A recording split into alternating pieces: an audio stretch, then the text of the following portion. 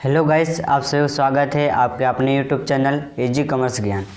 तो आप अगर क्लास 12 का इकोनॉमिक्स में अगर हिंदी में फुल कोर्स करना चाहते हैं तो मेरे इस चैनल को सब्सक्राइब कर लीजिए। और अगर वीडियो पसंद आते हैं तो लाइक कीजिए, कमेंट कीजिए और शेयर कीजिए। तो आज का जो आप लोग का टॉपिक वो है उपभोक्ता संतुलन, उपयोगिता के गणनावाचक अवधारणा से। इसमें हम लोग एक वस्तु की स्थिति में पढ़ चुके हैं।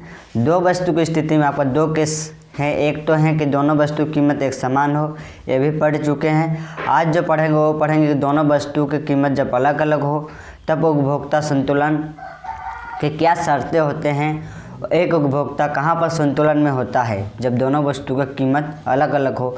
तो ये टॉपिक आज हम लोग पढ़ेंगे। अभी चलिए देखते हैं कि उपयोगिता विश्लेषण से एक उपभोक्ता कहाँ पर संतुलन में होता है। उपयोगिता विश्लेषण से जब दोनों वस्तुओं की कीमत अलग अलग है तो देखिए इसकी क्या शर्तें होती हैं। जब दो वस्तुओं की कीमत अलग अलग हो तो एक उपभोक्ता संतुलन में उस समय होता है जब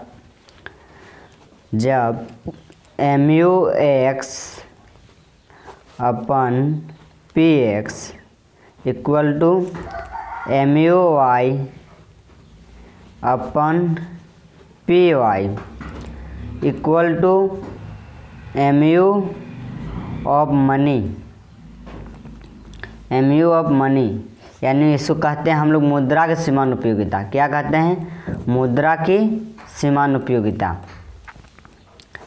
इस फार्मूले को हम लोग इस तरह से भी लिख सकते हैं, MUX upon MUY equal to PX upon PY। इस फार्मूले को हम लोग इस तरह से भी लिख सकते हैं। जब देखिए इसका मतलब देखिए MUX डिवाइडेड बाई PX यानी X वस्तु की समान उपयोगिता बटा X वस्तु की कीमत। इसका मतलब देखिए कि Y वस्तु की समान उपयोगिता डिवाइडेड बाई Y वस्तु की कीमत। जब ये दोनों आपस में बराबर होगा तब तो एक उपभोक्ता संतुलन में होगा। अगर ये दोनों आपस में बराबर नहीं होगा तो एक उपभोक्ता संतुलन में नहीं होगा। तो इतना तक समझ गए हैं। अब चलिए देखते हैं इसके दो अपोजिट केस लेंगे। एक तो लेंगे कि जब MUX divided by PX greater than MUX divided by PY, और एक लेंगे कि MUX divided by PX less than MUY divided by PY। तो जब इसका मतलब देखिए जब X वस्तु की समान उपयोगिता Y वस्तु की तुलना में ज़्यादा मिल रहा है, और इसका मतलब देखिए कि जब Y वस्तु की समान उपयोगिता X वस्तु की समान उपयोगिता से ज़्यादा मिल रहा है, यानी एक उपभोक्ता को इसमें X वस्तु से अधिक उपयोगिता मिल रही जबकि Y वस्तु से कम उपयोगिता मिल रही। और इसमें एक उपभोक्ता को Y वस्तु से अधिक उपयोगिता मिल रही है जबकि X वस्तु से कम उपयोगिता मिल रही है। तो यहाँ पर एक उपभोक्ता क्या करेगा? वो X वस्तु की अधिक इकाई खरीदेगा, क्योंकि जिससे एक उपभोक्ता को अधिक उपयोगिता मिल रही है वहीं पर एक उपभोक्ता अधिक इकाई खरीदता है, उससे अधिक इकाई खरीदता है, और जिससे कम उपयोगिता मिलती है उसका कम इकाई खरीदता है। 1 रुपये इसमें खर्च करना चाहेगा, इसमें नहीं करेगा, क्योंकि उपभोक्ता क्या चाहिए? उसको अधिकतम यूटिलिटी चाहिए। तो जिससे अधिकतम यूटिलिटी मिलेगा उसी पर 1 रुपया और एक खर्च करेगा। तो यहाँ पर वो X वस्तु का अधिक इकाइयाँ का उपभोग करेगा। यहाँ पर एक उपभोक्ता X वस्तु का अधिक इकाई का उपभोग करेगा और Y वस्तु का कम इकाइयाँ का उपभोग करेगा। Y वस्तु का कम इकाई का उपभोग करेगा। और यहाँ पर एक उपभोक्ता Y वस्तु का अधिक उपभोग करेगा, Y वस्तु का अधिक इकाई का उपभोग करेगा, और यहाँ पर X वस्तु का कम इकाई का उपभोग करेगा। यानी वो एक्स वस्तु का अधिक इकाई का उपभोग कर रहा है, तो समान उपयोगिता का ह्रासमान नियम क्या कहता है कि जैसे जैसे हम किसी वस्तु का अधिक इकाई का उपभोग करते हैं तो उससे मिलने वाली समान उपयोगिता घटती चली जाती है, और जिसका कम इकाई का उपभोग करते हैं उसका तो समान उपयोगिता बढ़ेगी। तो एक उपभोक्ता तब तक ऐसा करते रहेगा जब तक उसको ये एक्स वस्तु की समान उपयोगिता वाई वस्तु की समान उपयोगिता जब तक बराबर नहीं होगा, यानी इससे मिलने वाली एक्स वस्तु का हम लोग जैसे जैसे अधिक इकाई का उपभोग करेंगे तो उससे मिलने वाली समान उपयोगिता घटते चली जाएगी, यानी कम होते जाएगा, डिक्रीज होते जाएगा, और एक्स वस्तु की समान उपयोगिता बढ़ती चले जाएगी, यानी इसके कम इकाई को उपभोग करेंगे तो इसको मिलने वाली समान उपयोगिता बढ़ेगी और इससे मिलने वाली समान उपयोगिता घटती चले जाएगी। यह ह्रासमान समान उपयोगिता का नियम कहता है कि जैसे जैसे हम किसी वस्तु का अधिक इकाई का उपभोग करते हैं तो उससे मिलने वाली समान उपयोगिता लगातार घटती चली जाती है। तो ठीक इसके अपोजिट, और एक उपभोक्ता तब तक ऐसा करते रहेगा जब तक mu x divided by P X equal to mu y divided by P Y नहीं होगा, तब तक एक उपभोक्ता ऐसा करते रहेगा। ठीक इसका अपोजिट है इधर वाला, ये y वस्तु का अधिक इकाई का उपभोग करेगा और x वस्तु कम इकाई का उपभोग करेगा, क्योंकि उसको y वस्तु से अधिक उपयोगिता मिल रही है तो 1 रुपया और एक y वस्तु से खर्च करना चाहेगा। तो जैसे जैसे हम y वस्तु पर अधिक इकाई का उपभोग करते रहेंगे तो उससे मिलने वाले समान उपयोगिता घटते चले जाएंगे, और जैसे जैसे हम लोग कम एक्स वस्तु उपभोग करेंगे तो उससे मिलने वाले समान उपयोगिता बढ़ती चली जाएगी। तो एक उपभोक्ता तब तक ऐसा करेगा जब तक उसको जब तक एक्स वस्तु की समान उपयोगिता वाई वस्तु की समान उपयोगिता के बराबर नहीं होगा, इक्वल नहीं होगा, तब तक एक उपभोक्ता ऐसा करते रहेगा।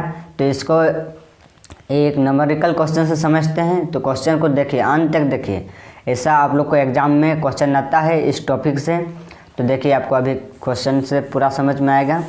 इतना दूर आपको समझ में आ गया कि एक उपभोक्ता कहाँ पर संतुलन में होगा, कहाँ पर संतुलन में नहीं होगा।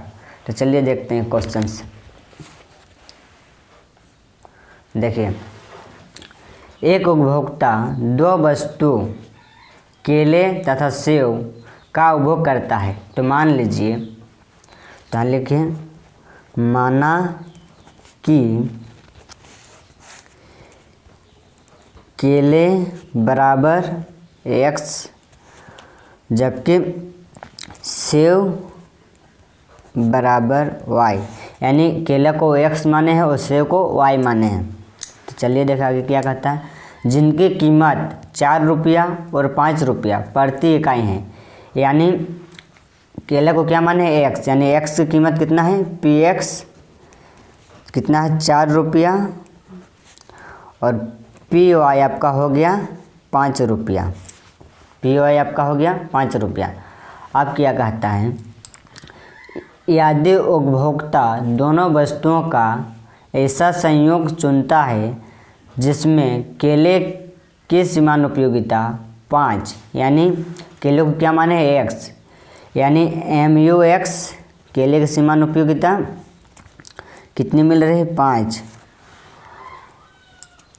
और सेब की समान उपयोगिता 4, यानी सेब को क्या माने y, तो mu(y) क्या है 4 है आपका। तो क्या कह रहा है, तो क्या उपभोक्ता संतुलन में है, इतना तक देखिए, क्या उपभोक्ता संतुलन में है। तो चलिए इसको फार्मूला में देखते हैं कि उपभोक्ता संतुलन में है या नहीं। तो क्या शर्तें होते हैं, mu(x) upon px equal to mu(y) upon py,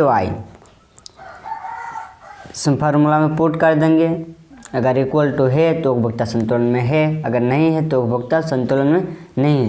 तो देखते हैं mu(x) कितना है, तो mu(x) हो गया आपका 5, px आपका कितना है 4, और mu(y) कितना है 4 है, पी वाई कितना है 5 है। तो देखिए यहाँ पर आपका इक्वल टू नहीं हो रहा है, ये कितना है 4 है। यहाँ आपका इक्वल टू नहीं हो रहा है, ये द ग्रेटर देन हो रहा है, यानी x वस्तु का अधिक इकाई का उपभोग कर रहा है और y वस्तु का कम इकाई का उपभोग कर रहा है। तो यहाँ तो एक उपभोक्ता संतुलन में नहीं है। यहाँ जो कह रहा है कि तो क्या उपभोक्ता संतुलन में है, तो आप कह सकते हैं कि एक उपभोक्ता संतुलन में नहीं है। कारण दीजिए, ऐसी स्थिति में एक विवेकी उपभोक्ता क्या करेगा। तो कारण बताए कि एक विवेकी उपभोक्ता ऐसी स्थिति में क्या करेगा। तो अभी आपको हम बताएं उधर इसका बेसिक कि उपयोगिता विश्लेषण का उपयोग कीजिए। उपयोगिता विश्लेषण का उपयोग कीजिए। अभी आप लोग को उपयोगिता विश्लेषण ही बता रहे थे। तो एक विवेकी उपभोक्ता क्या करेगा। एक विवेकी उपभोक्ता एक वस्तु से अधिक उसको अधिक उपयोगिता मिल रही है, तो एक वस्तु पर और 1 रुपये खर्च करने के लिए तैयार होगा, क्योंकि उपभोक्ता को क्या, एक उपभोक्ता को अधिक यूटिलिटी चाहिए और उसको जिस वस्तु से अधिक यूटिलिटी मिलेगा उसी पर 1 रुपया और खर्च करने के तैयार होगा। और जिस वस्तु पर हम एक जैसे से अधिक इकाई का उपभोग करते रहते हैं तो उस वस्तु से मिलने वाले समान उपयोगिता घटती चली जाती है, और जिस वस्तु का हम कम इकाई का उपभोग करते हैं तो उसकी समान उपयोगिता बढ़ती चली जाती है। तो एक विवेकी उपभोक्ता क्या करेगा, ऐसा इस तरह करते रहेगा जब तक वो अपने संतुलन बिंदु पर, यानी mu(x) divided by px equal to mu(y) डिवाइडेड बाई py जब तक नहीं होता तब तक एक उपभोक्ता ऐसा करते रहता है। तो यहाँ तक जब पहुँच जाएगा तब एक उपभोक्ता संतुलन में हो गया। तो आई होप आपको यहाँ तक समझ में आ गया है। तो अगर वीडियो आपको पसंद आया है तो लाइक कीजिए, कमेंट कीजिए और शेयर कीजिए। ये क्वेश्चन आपका 2 या 3 मार्क्स में ज़रूर आता है। 3 मार्क्स या 6 मार्क्स में ये क्वेश्चन पूछ सकता है आपको, 6 मार्क्स में भी आता है अधिकतर। तो वीडियो अगर पसंद आया है तो लाइक कीजिए, कमेंट कीजिए, शेयर कीजिए। तो चलिए, धन्यवाद।